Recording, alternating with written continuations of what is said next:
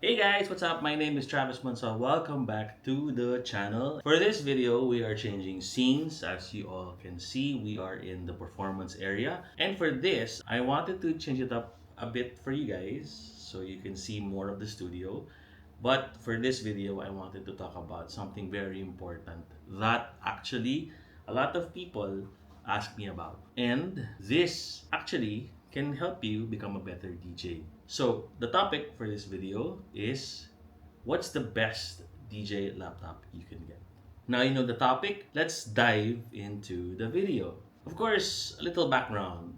Way back then, when I was starting to DJ with my laptop, I was one of the first digital DJs here in the Philippines. Way back then, we only had several DJ softwares to choose from. Basically, you were either Camp Serato Scratch Live or you were Camp Final Scratch slash Tractor. A lot of you probably don't remember those DJ softwares because Final Scratch has already been discontinued and has evolved into Tractor because Native Instruments worked together with Stanton on that particular project. Whereas Serato Scratch Live eventually evolved into Serato Pro or just Serato. Basically, back then, the name of the game was power. A lot of the DJs who moved into the digital age required a lot of power because Tractor was a bit power hungry. At the time, Tractor was a very big player and it required a lot of power out of the laptop that you were using. Serato Scratch Live, yes, it required power, but not as much as Tractor.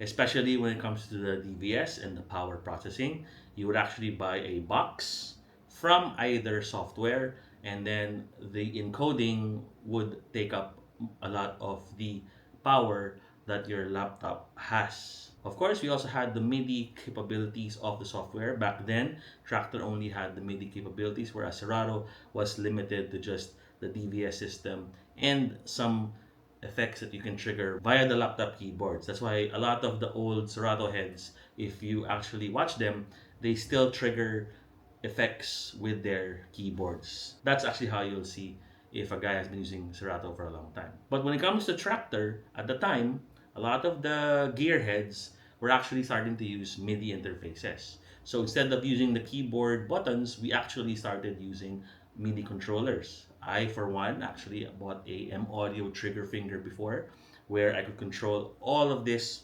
with just the trigger finger. So I would actually bring to a gig my MIDI controller, my sound card, and a laptop. A lot of people were surprised as how I came into DJing.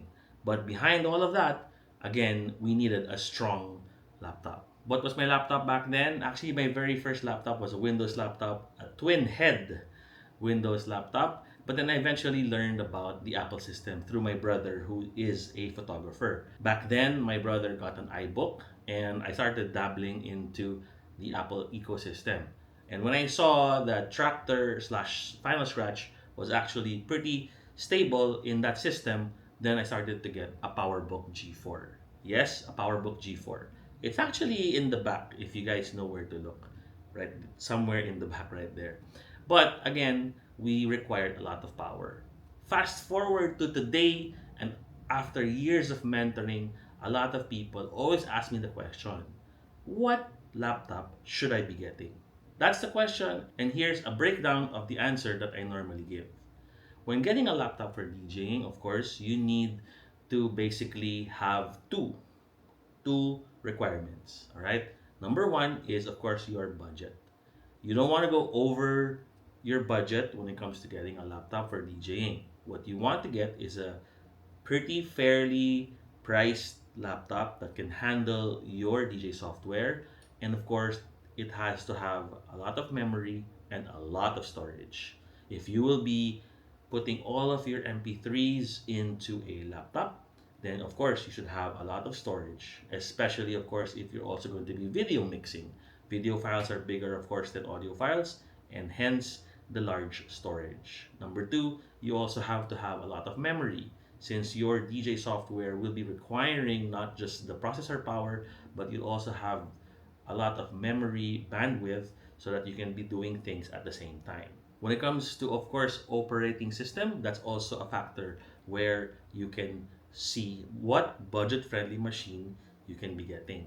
Of course, Apple has a premium when it comes to their laptops, but lately it has released the new MacBook Neo. But we'll circle back to that. But since before, most of the DJs started using PowerBooks, like myself, as we went along, we actually started evolving with Apple and we became MacBook Pro users. These are basically the tools that we ended up recommending to the younger generation. And at the same time, those chips became stronger and stronger. Now, Mac has moved on from the Intel chips to actually designing their own chips. And this is what I'll be talking about as we go along when we hit that MacBook Neo topic that I want to talk about. But on the flip side, when it comes to budget, of course, you have to also check out the Windows side of things. Again, that's the first thing that you consider is the budget. Now, the second thing to consider when getting a DJ laptop is, of course, the requirements of your DJ software. Before, you could only choose from Serato Scratch Live or Tractor slash Final Scratch. But now, there are a lot of software that actually came out and require less power. One is Recordbox, one is Virtual DJ, and of course, we have DJ Pro. And then lately, we have Engine DJ. So there are so much apps and DJ software in the market nowadays. You have to go to the manufacturer's website and see what are the requirements. Now, I'm not going to cover iPad or tablet DJing yet in this video as I'm still researching on proper tablets and of course proper apps that you can actually use during a gig. If you follow me on TikTok and in Facebook or Instagram, I've been posting a couple of shorts and pictures when it comes to my research on that topic. So stay tuned for that. All right, so now we're going to be talking about the new Apple MacBook Neo release. Okay, I'm looking at the cheapest one. Here in the Philippines, it's going to come out to 39,990 or basically 40,000 pesos. And you're going to be getting the A chip that's in the recent iPhone Pro Max. That's basically the A16. Can this actually handle your DJing software? Well, we haven't had tests yet, but according to the specs, the spec sheet, you get the A16, you get 8 gigabytes of RAM, and you get a 256 gigabyte storage option for this. As of this video, there are only two models, right? We have the base model, which is the 39,990 or 40,000 pesos. And then you have the higher end one, which is above that price, of course, but you get more in terms of functionality. Not that it's going to be basically so far apart. I think you're only getting like a fingerprint reader and some other functions that might make life easier when it comes to laptop use. But again, we're sticking to the budget of the entry level. All right, so you can compare the entry level to a mid-level iPad Air or an iPad Pro, but so far with this MacBook, I think it can handle the DJing software. I'm actually planning to get one, and I'm going to be going through the paces with that as soon as it releases here in the Philippines. So stay tuned for that. But in my opinion, looking at the specs, looking at the software that I use, I think I'm going to be basically having a field day with this MacBook Neo. Number one, Recordbox. When it comes to Recordbox, the way I use Recordbox is I use it with my USBs. For most of my gigs, I have a Tech Rider where I can use the standard equipment and all I need to do is just analyze the songs and hook them up to a USB. So that's basically it. The MacBook Neo can do that no problem. Now, where it's going to slow down is when it comes to analyzing your library. This is where the chip power comes in. Coming from a MacBook Pro M4, it's basically night and day. So I'm going to be looking at a slowdown when it comes to analyzing your tracks here with the MacBook Neo. That's number one. Of course, you only have 8 gigabytes of RAM, and if you're going to be doing a lot of apps at the same time or programs at the same time, I'd rather that you let the laptop focus on analyzing it rather than opening other windows. So that's the first. When it comes to Recordbox performance, I am predicting that it's going to be okay with the low-end controllers, as these low-end controllers don't require too much power when it comes to actually using them. So I'm looking at the FLX2, FLX4 from Alpha Theta. I'm also looking at the Hercules controllers, then a Numark, and of course the Reloop controllers are going to be a-okay with this. But since you'll be using controllers, you will need a good powered C-hub. This C-hub will actually give you more available ports, as the MacBook Neo only comes with two USB-C ports. They're not even Thunderbolt. Make sure that you have a good USB-C hub for that. Now, moving on, of course, when it comes to Serato and its DVS qualities, also with the record box, also with the other software, I'm going to be predicting that you might be needing more power when it comes to these types of setups, because with the DVS, again, before we would get the most powerful that we can get within the budget, but with these laptops, let's see if the DVS capabilities of Serato, Tractor, and Recordbox still eat up a lot of the power.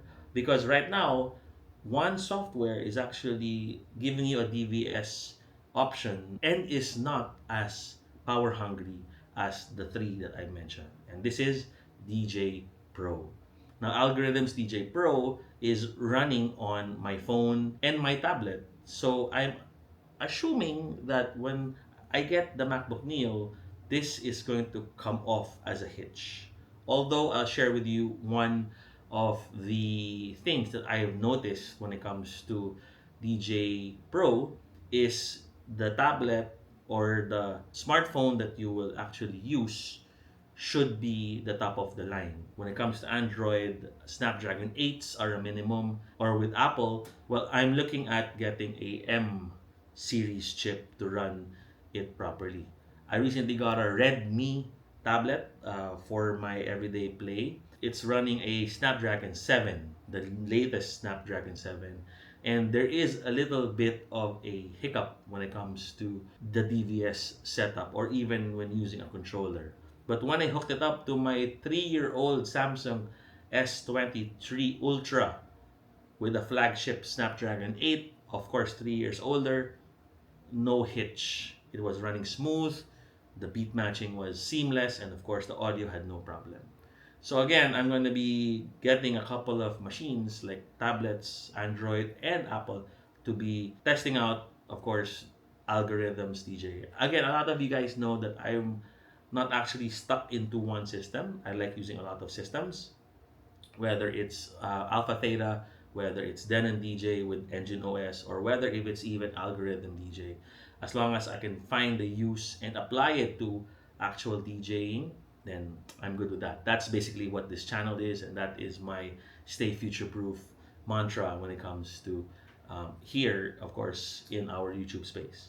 Again, these are all predictions. These are all based on experiences with other machines. But until I have my hands on the base model MacBook Neo, then I'll be making a new video on what I find and what I've been researching on. But lately, again, when getting a DJ laptop, please stick with those two things, the budget and of course the requirements of the DJ software. Those things will guide you through whatever laptop you get when it comes to your DJing. But again, get the most storage, as you're going to be basically putting your MP3s with the games. Get as much memory as possible.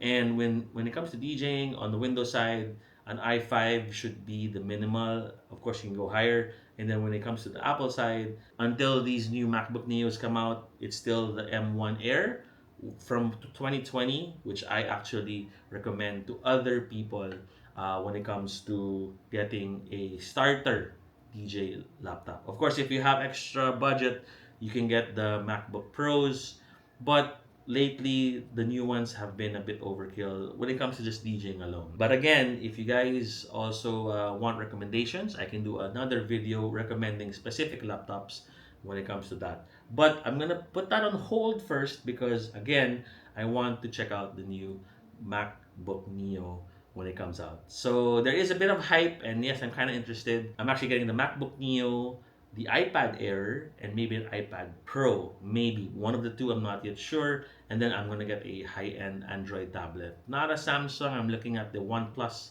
Pad 3. But again, let's see what happens as we go along with this channel.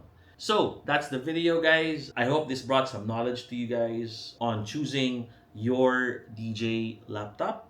Again, it boils down to two things: the budget and of course the specs that's required from your DJ software. If your laptop ticks the boxes of those two requirements plus more, then you have a winner. Alright, so again guys, that's the video. Thanks for watching.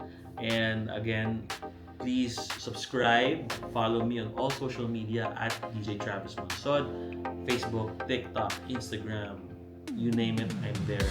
So, of course, again, shout out to everyone who has been supporting the comeback. I have a couple of gigs coming this month, and of course, I hope you guys are ready and hope you guys can come out to those.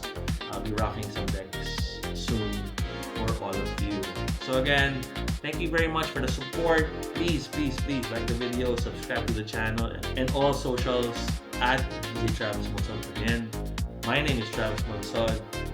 Maraming salamat, YouTube. I will see you guys soon. Peace out.